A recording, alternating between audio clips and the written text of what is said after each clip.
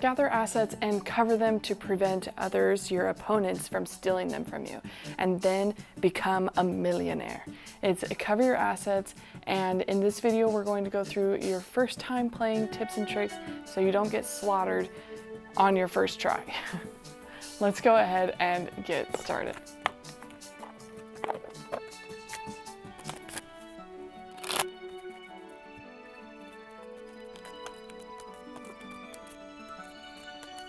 Okay, now that we're all set up, let's go ahead and get started with the tips. Tip number one is to bank as quickly as possible. A lot of times people want to wait out until they get a bigger card, but in the likelihood of them getting a bigger card, they are missing out on challenging other players as they already have banks. So what I would recommend is if you have two small cards, then create the bank immediately and don't wait. That will allow you to get in the game quickly so that you can start challenging people faster. The cons of this though is at the end of the game, if you lose everything, you're only going to have what's in your bank. And a lot of people see that as a negative thing and they go, well, I want at least 40,000 in my bank, so I need to wait till I get two houses. But in reality, it's actually better just to bank quickly because you aren't going to win with 40,000 at the end of a round. So just get out there as soon as possible. Tip number two is if you have to discard, most people will discard the smallest card that they have in their hand. Makes sense, right? Because you want to get lucky enough to draw a bigger card. Everyone else is going to be discarding their smallest cards as well. And so you're more likely to pick up a smaller card from the discard pile than you are to pick up a bigger card from the discard pile. So I'd recommend actually just, if you look at what's included in the box, there is only 8 homes, it's only 8 silver, there's 10 of everything else. But it seems like you always draw piggies, right? Well, actually what's just happening is everyone else is discarding their piggies in hopes of getting something bigger. And people are also less likely to challenge when you lay down those smaller pieces. So discarding big cards, it's a risky strategy and you may miss out on getting a match with one of your bigger cards, but you're also more likely to still have in your hands what you need to pick up from the discard pile or to challenge other people. Tip number 3 is to have a backup card before you challenge people. So for example, if you wanted to challenge this person for their jewels, I would wait until you have a second one if you can, but if they seem to be putting out properties pretty quickly, then you can go after the jewels early. But say you go after the jewels, there's a high likelihood that they have a backup. That way, if they fight the challenge, you're more likely to win the challenge and actually get 2 additional jewels plus their 1 jewel and the 2 jewels that they put down. So that's 2, 3, 4, 5. That's 5 jewels instead of just the 2 jewels that you may have lost out on. The next strategy is a little bit harder to do. It's card counting. It's paying attention to how many bank accounts, how many homes are out there. That way, by the end of the game, you know what's in people's hands. And sometimes you might not be right, but you'll have a pretty good idea like, okay, there's 10 jewels and I've seen 9 play and I have 1 in my hand, so I'm safe to put this down or to challenge because there's no way someone else has jewels. Because there's 4 golds, so if 4 gold's already on the board, you know you don't have to worry about someone counteracting your challenge with gold.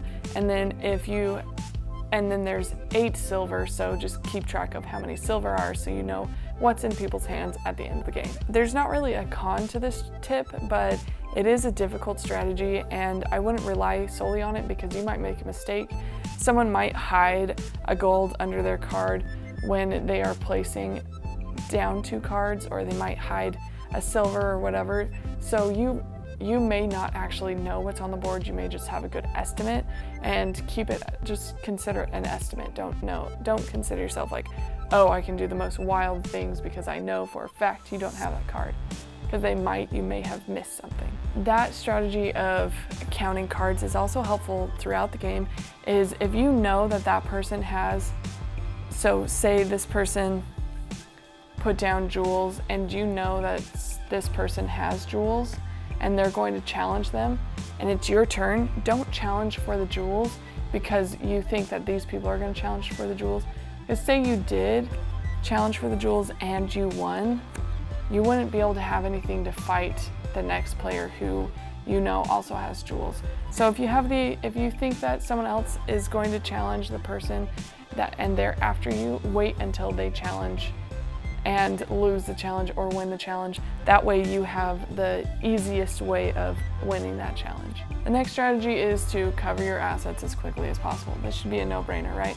But especially if you have a big stack of something, like it doesn't have to be banks. You could have a ton of fives and you can have 10 fives. Here's fives right here. You have all of these fives and they're not very valuable, but the stack is valuable. And so you place it down. It's a good idea to cover them as quickly as possible with whatever you need to. The whole point of the game, right, is cover your assets. So this is your tip for actually doing that. If you have the chance where you go, okay, well, I could put down these 2 stocks or I could challenge for these jewels, and you don't know what they have in their hand, so it's risky. They might have something to fight this. Oh, I'm gonna do these jewels and challenge it, and then I'm gonna get 3 on top of this. Well, the problem with that is you might lose, and if you do lose, which is, pretty high probability that someone can protect their stack, then the next person can take these from you. So it's better just to play 2 cards, or if there's a discard here that you can play off of, well, that worked out. Play the 2 cards to discard off of. And that way you have a safety on your big stack. If you have a choice between challenging someone and taking something from the stack, it's always safer to take something from the stack, but that might not always be the best option for you. I mean, it's definitely safer, but wouldn't it be more fun to challenge this person and they may or may not lose, and you may or may not lose your jewels? My point being, have fun. Like, yes, you can take the safe route and you're more likely to win, but you're more likely to have fun if you just play the game and challenge people when you want to. Just, be relaxed with it. If they take your money, if they take your assets, be okay. Like, it's just a game. It's fun. If you don't take risks though, you might win. You probably won't. You really do need to take risks and challenge people to win. But if you don't, it's going to be a much more boring game. So definitely as a beginner player, take risks, figure out what you enjoy doing while you're playing the game, and it will just be more fun for you. In summary, bank as soon as possible. It doesn't matter what you have in your hand, bank as soon as possible so you can start playing and challenging people. If you have a discard the bigger card at the beginning of the game, because more people are likely to discard their smaller cards, and thus you're more likely to be able to get your bank. Once you have your bank though, do as you wish with that strategy. Tip number 3 is always have a backup card before you challenge someone. And if you can, have a backup card before you actually lay down. So if this person decided to challenge me, I can come back and go, I still have a stock. And so you win those challenges more frequently. Tip number 4, try and track how many cards have been played. There's only 4 golds. Have all 4 golds been out? And by the end of the game, is there still a gold in someone's hand? Is there still silver in someone's hand? Who has the jewel right now? Are you going to be, if you challenge this person and win, are you just going to get it taken away from it during the next person's turn? And then cover your big assets quickly. If you have a choice between challenging someone in hopes that you win so that you can cover your big stack, or covering it yourself with your 2 cards or whatever, just cover it as quickly as possible, as safely as possible. That way you don't miss out on a big stack. And my final tip is just have fun, take risks. This is cover your assets. You could play it safe, but it's much more fun if you actually challenge people and you take the risks and do what you need to do to have fun. And remember, with that having fun, I've played this game so many times where people get in fights with their spouses because they're butthurt over getting their assets stolen. I've even gone through that. And so if you have that thought, just remember it's a game. The point is to steal assets from you, and it's a sign of love that they respect you enough to try and go after you. All right, thank you so much for watching this video. I hope you enjoyed it and it was helpful for your first game of playing Cover Your Assets.